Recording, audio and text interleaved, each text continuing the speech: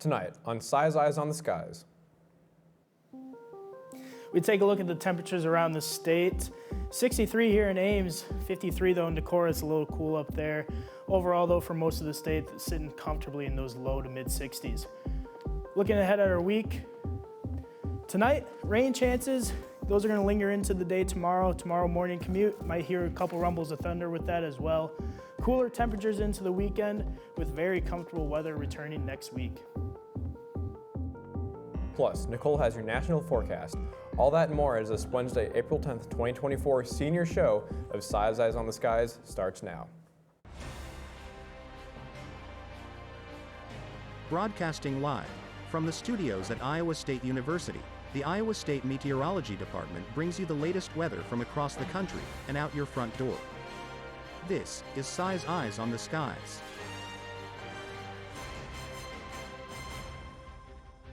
Good evening. I'm your host, Nico Sanchez. We begin with tonight's weather story. 7 tornadoes caused death and destruction along parts of a 210-mile path from north of Ogden, Illinois to Allen County, Ohio, killing 16 people.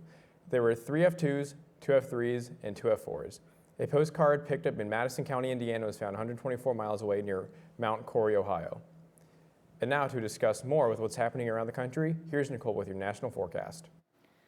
Looking ahead, we're going to monitor some breezy conditions start to move into the Midwest, some severe weather threats tonight and tomorrow. Although after that severe weather threat moves throughout the area, we're actually going to see a little bit of a cool down for most of the country, so just be prepared for that. Should come right back up to near normal afterwards though, so don't put too much worry on it. But I'll have more details on all of this coming right up. What do you want to get? Ice cream. Chocolate? Yeah. Let's go, honey.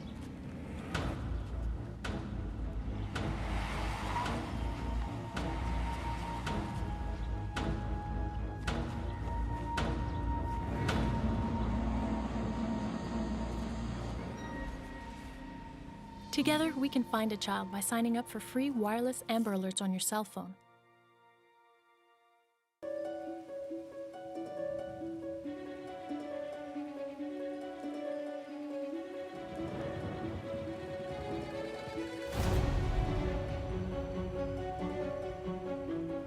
Welcome back.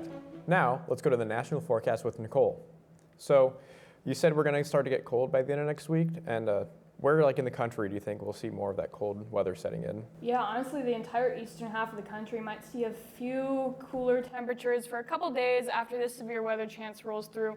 Right now, though, we don't have to worry about any cold weather. We're sitting nice and dandy in our normal temperatures. If we look across the country right now, even though the sun is beginning to set, we're still sitting in those 80s in Dallas and San Antonio, 91 actually in Phoenix still. Up here at home base in Iowa, sitting around in the 60s, which is pretty present for this time of night. We are seeing a pretty cool and chill 39 degrees in Billings. It's actually snowing there right now, but I'm glad to say that it is not snowing here in Iowa as it is April, and I would not like that very much right now. We are monitoring a few scattered showers moving across the area right now. Shouldn't be too much of a concern. Honestly, if you go out for a walk tonight, you probably won't even need a rain jacket or an umbrella. As we mentioned before, it's pretty comfortable outside. The rest of the country, though, a little bit of a different picture. We are seeing a little bit of a stratiform system move across into South Dakota and Nebraska. What we're going to be focusing on for a little bit tonight is that line that's moving through Ohio across the border into Pennsylvania. It is starting to weaken a little bit, though. We did see a tornado watch get issued a little bit earlier. No more tornado warnings out, actually. This watch that was in Ohio has since been expired. The system is starting to die down a little bit as the sun is setting and starting to lose a little bit of that juice in the atmosphere. We are still seeing these orange boxes, which indicate the severe thunderstorm warning, so it still has a little bit left to give. As for tornadoes, we probably aren't going to see much of a risk as we move throughout the night and it continues the weekend. It is bringing still a good amount of rain to the area. We still have a flash flood warning out right now, but it will continue to weaken and won't be too much of a problem for the rest of the eastern portion of that area. Tomorrow, though, the severe weather chance is going to ramp right back up. We're seeing an enhanced risk for severe weather in the southern Illinois area. A slight risk moving all the way from Texas into where that enhanced risk is. This is mainly going to be due to a low pressure system that's currently moving across the U.S. It's going to bring a fairly large cold front that affects much of the area, which is actually going to be the culprit of all those cooler temperatures that I was talking about earlier. As I said before, that line that is currently in Ohio is going to move across the country, dissipates fairly quickly as the sun sets and we move into the night. Although 12 a.m. Thursday tonight, tomorrow night, we are going to start seeing that low pressure system start to bring some showers into Iowa. Honestly, Thursday night, we might wake up to a couple rumbles of thunder. I kind of like being woken up by that, a good natural alarm clock, but that might upset a couple folks. So just be aware of that. You might wake up to some loud lightning bolts hitting the ground. As that moves throughout the day Thursday, we will see that strongest portion of the line hit that southern Illinois area, as we mentioned before, bringing mainly straight line winds, possible tornado threat, mainly hail and strong winds going to be the biggest threat for the area. That will continue to move across the area, going towards the eastern portion of the country, and since weaken a little bit as it's running out of steam. Although we are going to see fairly moderate rainfall amounts with this system. Again, most of that's going to be located in the northern Missouri area, where that big area of rainfall that we saw earlier is going to be sitting around for a couple hours, dumping a lot of rainfall into the area. The rest of the country, or the eastern portion of the country, is going to see light to moderate amounts of the rainfall, although the western portion of the country is sticking to be pretty dry for the rest of the week. Where that rain chance was is also where we're going to see those cooler temperatures. We can see that in Minneapolis. Tomorrow it's going to be a high of 55, but after that cold front moves through, we're sticking down into the 40s again. Little chilly, 45 on Friday, 49 on Saturday. Right after that, we pick right back up, seeing 60 degrees on Sunday. Rain chances are going to be coming back into the picture, though, as we begin next week. A couple scattered showers on Monday with maybe some thunderstorms on Tuesday, 62 on Monday, though, 55, a little bit cooler on Tuesday, although we'll be hitting right back up into those 60 degrees on Wednesday into the rest of the week. Now, let's take a look at tonight's trivia question. The trivia question is, what is the fastest surfaced wind gust ever recorded? A, 192 miles an hour, B, 105 miles an hour, C, 301 miles an hour, or D, 253 miles an hour? We'll have that answer for you at the end of the show. Plus, we'll have your Iowa weather after the break. I want to eat apples and bananas. I need to eat apples and bananas. Why can't I eat? 1 in 5 children struggles with hunger in America. Support the Feeding America nationwide network of food banks to help provide meals to those in need. Join us at feedingamerica.org. Welcome back. Let's take a look at your local Iowa weather with Luke. So Luke, did you go chasing yesterday? There was some pretty severe stuff happening down in southern Iowa. Unfortunately, I did go chasing, but I did not make it that far southeast. I was very hesitant. I really wanted to play the northwestern mode, but the people in my car would not let me. So it was not great for me. But looking ahead the rest of the week, though, tonight we might see some rain. Okay. Otherwise, comfortable weekend. Next week's going to look beautiful. Awesome. Might have to hit the golf course with me, Nico. For sure. Might get some rounds in. See what we can do.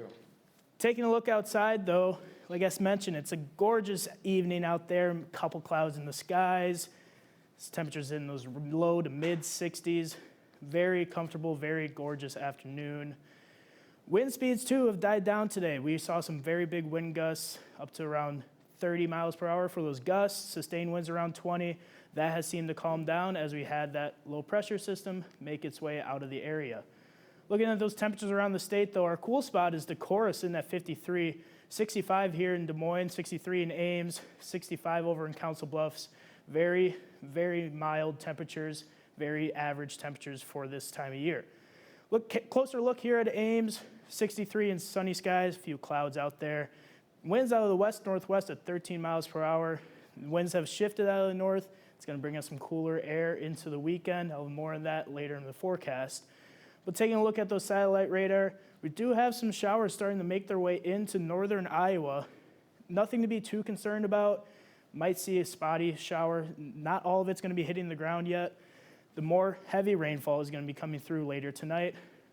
Taking a look at the headlines for the week, though, like I mentioned earlier, we do have those rain chances tonight and into tomorrow. Definitely want to take a look at that. Cooler temperatures into the weekend. Cooler, I mean by low to mid 50s, so it's not going to be cold like winter, although it is still April, can never be too sure. And then comfortable weather into next week.